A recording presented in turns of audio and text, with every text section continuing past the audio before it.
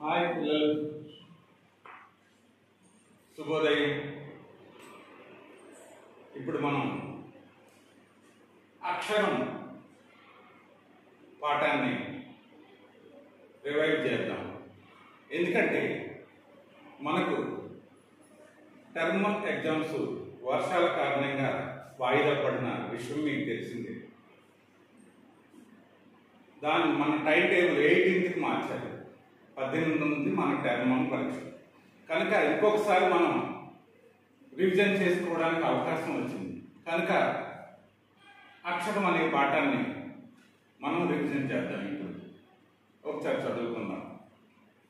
అక్షరం పాఠాన్ని రాసినటువంటిది కవి రావినోతల ప్రేమకిషోర్. ఆయన జననం 1/8/1965లో జన్మించారు. మరణం 7/10/2019లో చనిపోయారు. ఈయన ప్రకాశం జిల్లాలోని కొండపి గ్రామంలో జన్మించారు. ఆయన తల్లిదండ్రులు మరియమ్మ, అంకయ్య.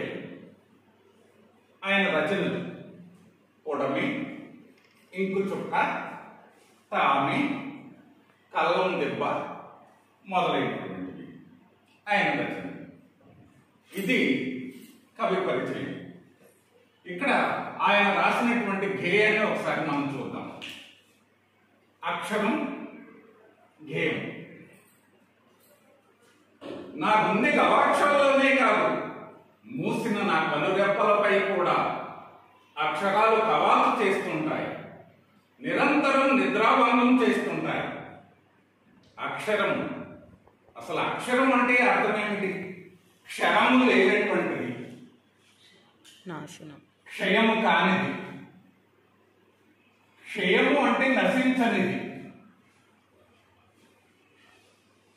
క్షయము అంటే నశించనిది, ఎప్పుడు జీవించి ఉండేటటువంటిది.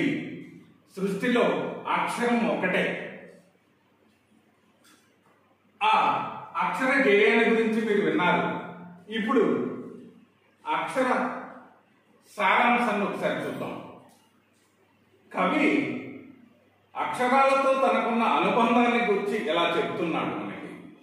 పిల్లలు జాగ్రత్తగా వినండి.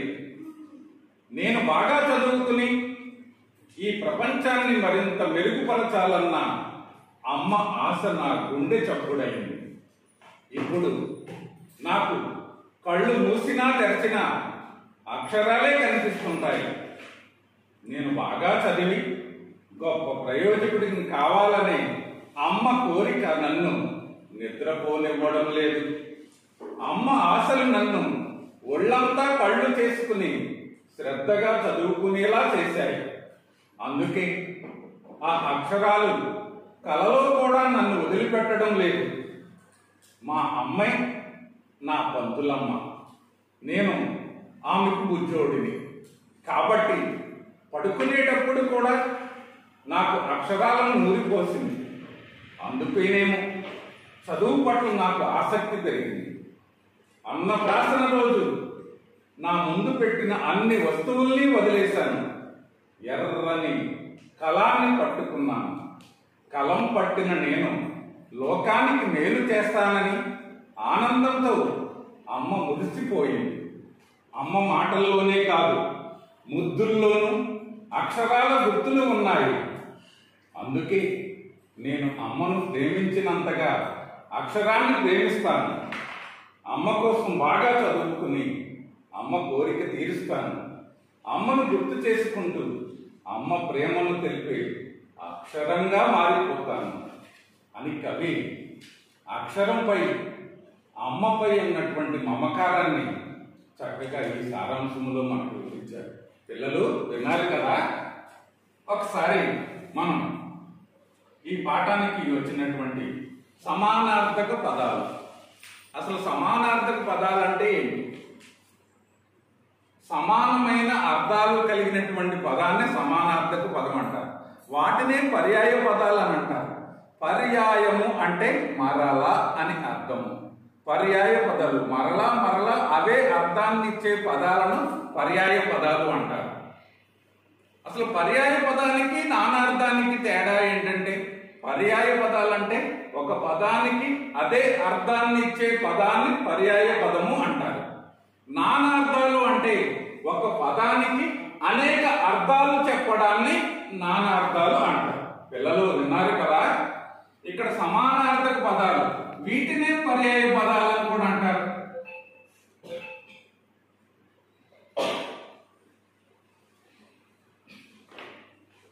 కాయం, శరీరం, తనువు. కాయం, శరీరం, తనువు. కన్ను, నేత్రము, నయనం. కన్ను, నేత్రము, నయనం. తల్లి, జనని, మాత. ఇవి ఈ కఠిన పదాలకు సమానార్థక పదాలు, అదే అర్థాన్ని ఇచ్చేటటువంటి పదాలు. ఇవి పర్యాయ పదాలు. విన్నారుగా పిల్లలు, జాగ్రత్తగా గమనించండి. ఇక్కడికి వచ్చేటప్పటికి మనకి సరైన పదాలతో ఖాళీలను పూరించండి. సరైన పదాలతో ఖాళీలను పూరించండి. పిల్లలు జాగ్రత్తగా చూడండి. నేను తల్లిదండ్రులను డాష్. మీరేం చేస్తారు తల్లిదండ్రులను అంటే? తల్లిదండ్రులను మీరేం చేస్తారో మీరు చెప్తారు. ఇక్కడ ఉన్నటువంటి ఖాళీని పూర్తి చేస్తే నేను తల్లిదండ్రులను గౌరవిస్తాను, నేను కష్టపడి చదువుతాను, చేతులు శుభ్రంగా కడుక్కుంటాను. పిల్లలు విన్నారు కదా, ఇక్కడ ఇచ్చినటువంటి వాక్యాలను సరైన పదాలతో పూరిస్తే ఈ విధమైనటువంటి అర్థాలు వస్తాయి. నేను తల్లిదండ్రులను గౌరవిస్తాను, నేను కష్టపడి చదువుతాను,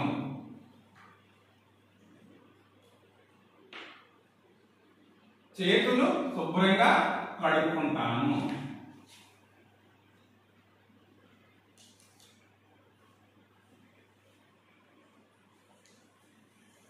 ఇవి ఈ పదాలతో పూరిస్తే వాక్యాలు ఏర్పడతాయి. ఇక్కడికి వచ్చేటప్పటికి ప్రకృతి వికృతులు మీరు చాలా చిన్న క్లాస్ నుంచి కూడా నేర్చుకుని వస్తున్నారు. నిద్ర, నిదుర, అంబ, అమ్మ, అమ్మ, అంబ, రాత్రి, రాత్రి. ఈ విధంగా ఈ పదాలను మనం నేర్చుకోవచ్చు. ఇంకా మనం పాఠ్యాంశంలో ఉన్నటువంటి ఇంకొక అంశం ఏమిటంటే సంధి పదాలు విడదీయడం. సంధి పదాలను విడదీయడం. ఇక్కడ ఇచ్చిన పదం ఏంటంటే ప్రేమించుమన్న. ప్రేమించుము ప్లస్ అన్న. ఇక్కడ ఒక మాట గుర్తుండాలి పిల్లలు మీకు. ప్లస్ కు ముందున్నటువంటి పదాన్ని పూర్వపదము అంటారు. పూర్వపదం ప్లస్ తర్వాత ఉన్నది పరపదం. ఇది మర్చిపోకండి. ప్లస్ తర్వాత ఉన్నది పరపదం. ప్రేమించుము ప్లస్ అన్న, ప్రేమించుము అన్న ఉకార సంధి అని చెప్పాం. ఉకార సంధి సూత్రం ఏంటి మనకి? ఉత్తున ఖర్చు పరమైనప్పుడు సంధి నిత్యం. నిత్యం అంటే తప్పనిసరిగా జరిగి తీరుతుంది. ఉత్తు అనగా హ్రస్వమైన ఉకారము. అదే ఉకార సందర్న, ఉత్వ సందర్న ఒకటి.